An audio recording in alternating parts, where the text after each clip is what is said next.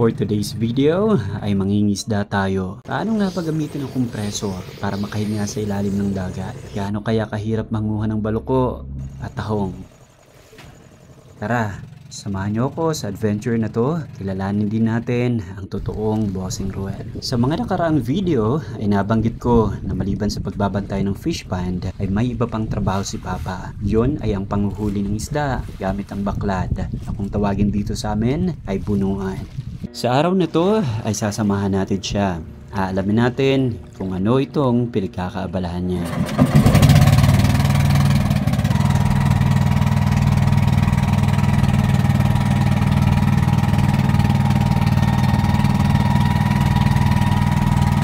AM pa lang ay nagtungo na ako sa pond dahil alam ko 5 AM ay umaalis na si Papa. Nandito na ngayon tayo sa fish pond na share ko lang.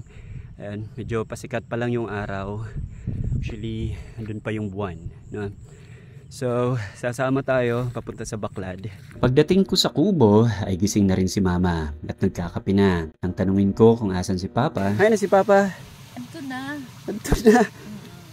So, 5 AM, andun na daw si Papa. Naiwan tayo. Subukan natin humabol. Dali-dali ay nagtungo ako sa dalampasigan at luckily ay nabutan ko pa siya. Wala pa daw kasi ang mga kasamahan niya. Sa una, ayaw niya tayo pasamahin. Baka matagalan daw sila at mainit, baka hindi natin kayanin. Siyempre, mapilit tayo kaya wala siya nagawa at pumayag din. Maya-maya pa ay dumating na ang mga kasama natin. Si Junjun na operator ng makina ng bangka at si Abaw na runner nila. Silang tatlo ang araw-araw magkakasama sa pangingisda. 10 to 15 minutes mula sa fish pond ay mararating na natin ang unang bunuan. Pero bago yon, ito muna ang madadaanan natin.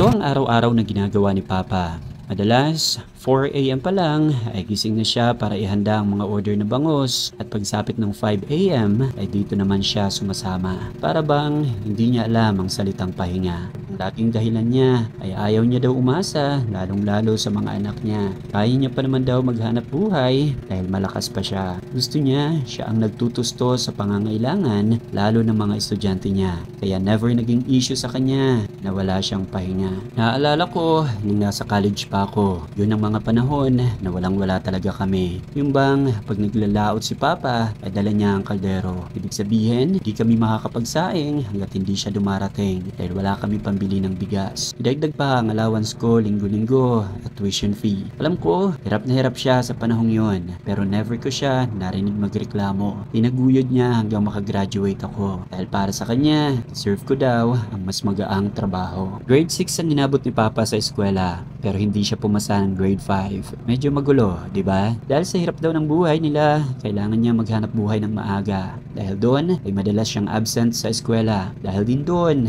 ay hindi siya pumasa pagdating ng grade 5. Sa kagustuhan na matuto ay kinausap niya ang teacher niya na baka pwede siya makisit in sa grade 6. Kahit sa grade 5 ay hindi na siya pumasa. Ang gusto niya lang sa panahon na yun ay ang matuto. Kahit alam niya na hindi siya makakagraduate sa elementarya. Ganun kahalaga sa kanya ang eskwela. Kaya ganun na lang siya ka-supportive pagdating sa mga anak niya. Talagang itataguyod niya makapagtapos lang kami ng eskwela. Maya-maya pa ay nagsuot na si Papa ng guwantes niya. Ibig sabihin ay malapit na kami sa unang bunuan. Tumayo na din si Abaw para ihanda ang pagdaong. Tinali lang ang bangka at sampahan na. Oras na para sa pagsarok. Ito ang paraan para kunin ang huling isda ng bunuan. Isa-isa nilang tinatanggal ang mga tali ng lambat para ito ay kanilang iangat. Sa pagangat ng lambat ay mahalata mong mabigat ang kanilang binubuhat. Pero tulong-tulong sila kaya parang nagiging madali na lang. Maya-maya lang lumabas na ang mga isda. Bumaba na si Papa para ayusin ang lalagyanan sa loob ng bangka at si Abaw naman ay sinilo na ang mga isda. Sa kanya ito pinasa kay Papa para mailipat sa bangka. Matapos makuha ang mga isda, ay binabana ulit nila ang mga lambat. Hinigpitan ang mga tali para ihanda ang bunuan sa susunod na kinaumagahan. Every morning lang ang pagkuha nila ng isda sa bunuan. Nagagawa nila ito sa loob lang ng 2 hanggang 3 oras araw-araw. Sari-saring isda ang nahuhuli nila dito.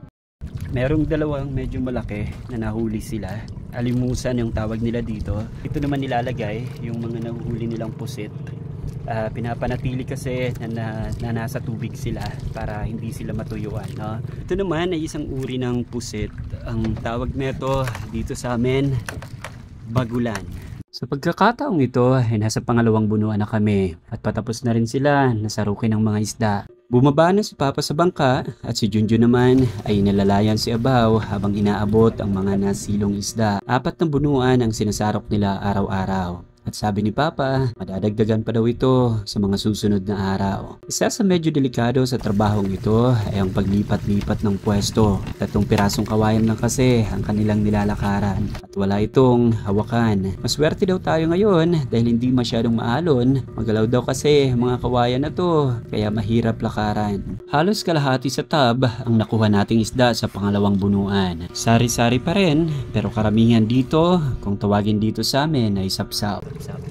Ngayon ay nasa pangatlong bunuan na tayo. Matapos nga na maiangat ang lambat ay nagsilabasan na ang mga isda.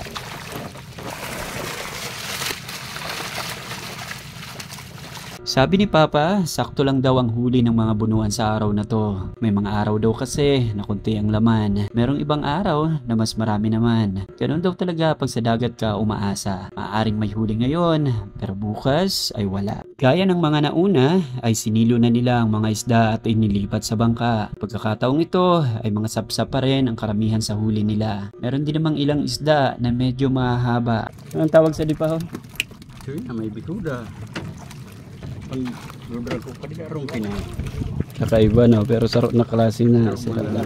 5 minuto lang galing sa pangatlong bunuan ay mararating na natin ang ika-4. Pagkakataong ito, alam kong medyo pagod na si Papa. Inabutan ko muna siya ng tubig para makainom siya. At ilang sandali pa, akiyata na. Katulad ng mga nauna ay sari-saring isda din ang huli sa pang-4 na bunuan, kung saan sapsap din karamihan. Matapos masarok ang 4 na bunuan, akala ko malapit na mag-uwian. Hindi pa pala. Sabi ni Papa, may aayusin daw sila sa isa pang bunuan nila. Ito ang magiging pang-5 pag natapos na. Maya-maya lang ay narating na namin ang sinasabi niya. Hihintay na dito ang kasama nilang bangka. Sasakay dito ang mga nahuli nilang isda para maibenta na. Samantalang sila, magpapaiwan pa. Kinapitan daw ng sisi at maliliit na talaba ang mga lubid na ginagamit nila. Kailangan nila ito tanggalin dahil mapupunit nito ang lambat pag binabana. Para magawa nila yon ay kailangan nila ito sisirin. 5 hanggang 7 dipa ang lalim ng tubig sa lugar na ito. Para masisid nila hanggang ilalim ay kailangan nila ng hangin mula sa kompresor na ito. Hindi nagtagal ay pinandar na ang makina ng kompresor. Naghanda na rin si Papa dahil sa pagkakataong ito ay sisisid naman siya. Ito ang ayaw ko na ginagawa niya. Sigurado kasi ako na hindi ito maganda sa kalusugan niya. Pero kahit anong pigil ko ay hindi talaga siya mapigilan. Last na daw ito, sabi niya. Matapos maisuot ang kanyang panadyak ay bumaba na siya sa bangka. Kinuha ang hose para sa hangin niya. Tapos yun, sisira na. Bali ang nangyari, nandun sila sa ilalim.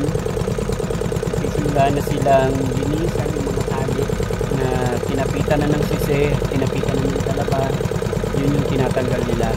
Mamaya susubukan din natin yan. Ha? Titingnan natin kung gaano kahirap yung ginagawa nilang to.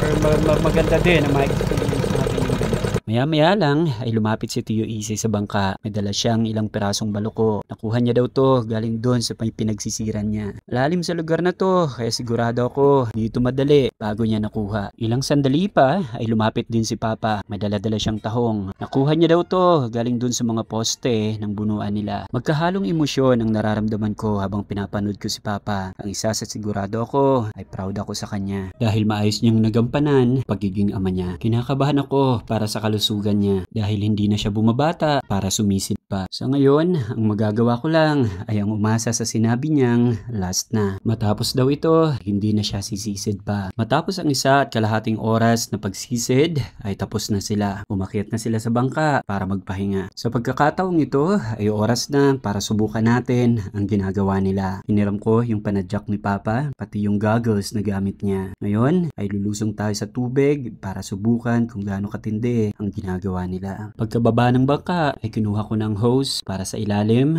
tayo ay makahinga. Ilang segundo lang simula ng pagsisid ay umahon agad ako. Hangin ang binubuga ng kompresor pero tubig ang nahihigop ko. At matapos nga ang 28 years ay medyo nagamay ko na ang paghinga. Ang pagsisid ko ay medyo lumalalim na. Dalawang bagay ang na-realize ko sa pagsama kong to kina Papa. Ang una ay hindi madali itong trabaho na ginagawa niya. Scam lang ang sinasabi niya na easy lang itong trabaho niya. Ang pangalawa ay walang anumang salita ang magkukonvince sa kanya na tumigil na. Dahil para sa isang mabuting magulang, mas mahalaga ang resulta. Kaya ang magagawa ko lang ngayon ay ang mas galingan pa. Hanggang nagtatrabaho si Papa ay wala akong karapatan na magpahinga. Hindi rin ako pwede mapagod hanggat hindi ko nagagawa ang tamang resulta. Soon enough, alam ko matutupad namin ang pangarap niya. Pag may determinasyon na sinamahan ng tamang diskarte, alam ko walang imposible. Si Papa talaga ang totoong bossing Ruel. Maliban sa siya ang Ruel Sr. ay successful siya sa pagiging impluensya sa mga anak niya. Kasama ang lahat ng mabubuting ama ay karapat-dapat kayong tawaging bossing ng pamilya. Bago ko tapusin ang video na to,